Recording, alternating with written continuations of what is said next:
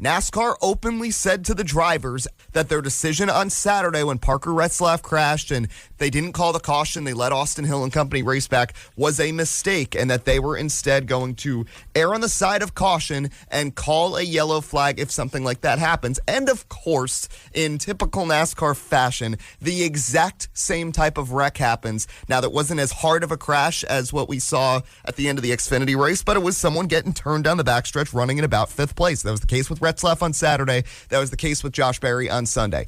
And if that is going to be your end-all, be-all, and that's what you're going to do, and you're going to call a caution on the final lap every single time, then I'm okay with that as a race fan because we know it's consistent. But knowing NASCAR, it's not going to be consistent, and next time we're at a drafting track, there's going to be a crash in the backstretch, and they're going to let them race back. And the fact that we are 2 weeks into the season, and this has come to a head 4 times, and every time it feels like something different is happening, is really, really infuriating to me.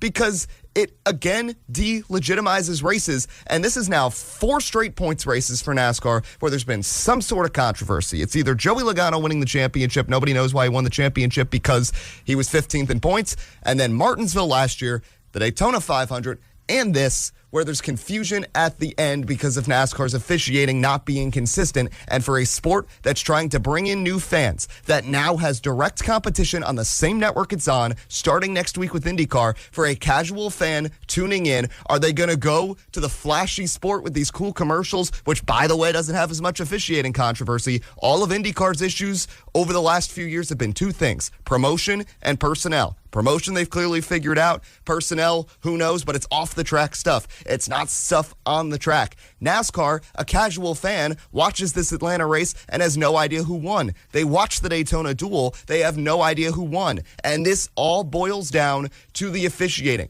Can you make the argument that maybe we shouldn't be seeing last-lap wrecks every single time and that there's a respect issue on the track? Yes, but there's also a point to be made that there are officials who specifically their job is to administrate cautions. This is the number one thing you're paying attention to after what happened at Daytona, and you still have controversy with it at Atlanta.